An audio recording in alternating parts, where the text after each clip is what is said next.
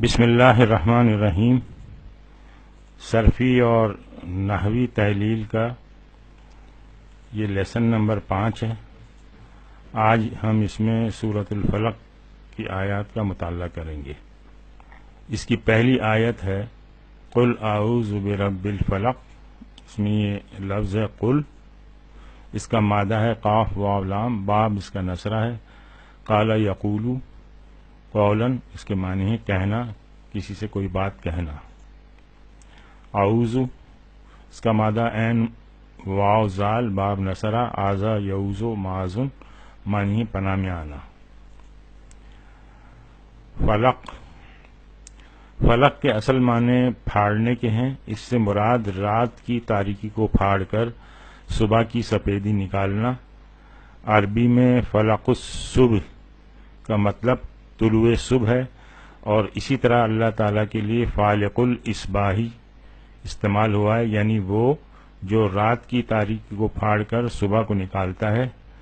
فالق الاصباحی وجعل اللیل سکنا۔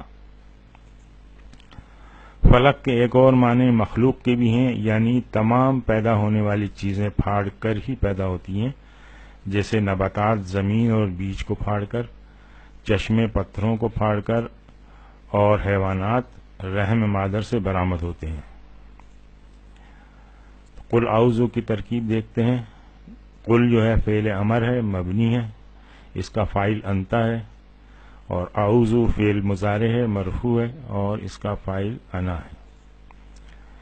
برب الفلق،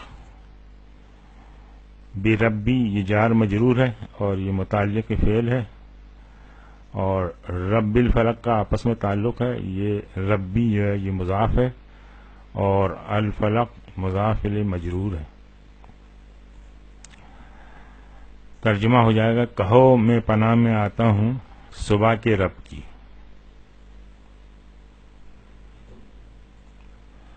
دوسری آیت ہے من شر ما خلق۔ اب یہ من اس میں آیا ساتھ میں، تو کس چیز سے پناہ میں آ رہے ہیں، کس چیز کی وجہ سے پناہ میں آ رہے ہیں، تو اس کی ترکیب دیکھیں۔ من شری جار مجرور، یہ متعلق فعل ہے، اور پھر شری جو ہے یہ مضاف بن رہا ہے، اور ما جو ہے یہ اسم موصول ہے، یہ شری کا مضاف الیہ ہے۔ خلق فعل ماضی ہے، مبنی ہے، اور یہ ما کا صلۃ الموصول ہے۔ ہر اس چیز کے شر سے جو اس نے پیدا کی، تو اب اللہ کی پناہ میں آ رہے ہیں ہر اس چیز کے شر سے جو اس نے پیدا کی، یعنی اس کی تمام مخلوقات سے۔ تو یہ ایک جنرل استعاذہ ہو گیا۔ وَمِن شَرِّ غَاسِقٍ إِذَا وَقَبَ۔ اب اس جنرل استعاذے کے بعد پھر یہ مخصوص استعاذہ ہے۔ پہلے تو ایک جنرل بات کہہ دی، تمام مخلوق کے شر سے پناہ میں آنا مانگ لیا۔ اب جو ہے وہ جو مخصوص قسم کے شر ہیں ان سے پھر پناہ میں آ رہے ہیں، تخصیص کر دی اس کی۔ غاسقن اس کا مادہ ہے غین سین قاف باب ضربہ، غسقا یغسقو غسقن معنی ہے رات کا تاریک ہونا۔ اچھا، اس غاسق کے اور بھی کئی معنی ہیں، مثلاً گرہن کے سبب سیاہ پڑ جانے والا چاند، یعنی چاند گرہن کے وقت جو چاند سیاہ پڑ جاتا ہے اس کو بھی غاسق کہتے ہیں۔ غروب آفتاب کے بعد آنے والی تاریکی۔ تیسرا ہے غروب آفتاب کے بعد آنے والی تاریک رات، اس کو بھی غاسق کہتے ہیں۔ اس طرح ڈوبنے والا جو چاند ہے اس کو بھی غاسق کہتے ہیں۔ وقبہ اس کا مادہ ہے واو قحبہ باب ضربہ، وقبہ یقبو وقوبن معنی ہے داخل ہونا، چھا جانا۔ ومن شر غاسقن اس کی ترکیب دیکھیں، واو عطف کا ہے، من شری جار مجرور ہے، شری پھر مضاف ہے، اور غاسقن جو ہے یہ مضاف الیہ ہے۔ اذا وقب، اذا جو ہے ظرف زمان ہے، یہ محل کے اعتبار سے حالت نصب میں ہے۔ وقبہ فعل ماضی ہے، اس کا فاعل مستتر ہے، اور یہ جو جملہ ہے پورا وقب جملہ فعلیہ یہ مضاف الیہ ہے اس ظرف کا، اذا کا۔ اور رات کی تاریکی کے شر سے جبکہ وہ چھا جائے. تو پہلے جنرل استعاذہ تھا، اس کے بعد اب اس میں خصوصی استعاذہ ہے، اور وہ ہے رات کی تاریکی کا. یہ دیکھیں، استعاذہ یہ جنرل تھا پہلے، من شر ما خلق، پھر استعاذہ تخصیص کے ساتھ ہے، ومن شر غاسق اذا وقب. چونکہ رات کو آنے والی مصیبتوں سے بچاؤ دشوار ہوتا ہے، دشمن کا شب خون مارنا، چوری، نقب زنی، ڈاکہ اور مختلف قسم کے حوادث عموماً رات ہی کی تاریکی میں ہوتے ہیں. اس لیے اس سے پناہ مانگی گئی ہے خصوصی طور پر. عربی ضرب المثل ہے اللیل اخفی للویل، رات اپنے اندر ہلاکتوں کو چھپائے رکھتی ہے. پھر یہ دوسرا خاص استعاذہ ومن شر النفاثات فی العقد.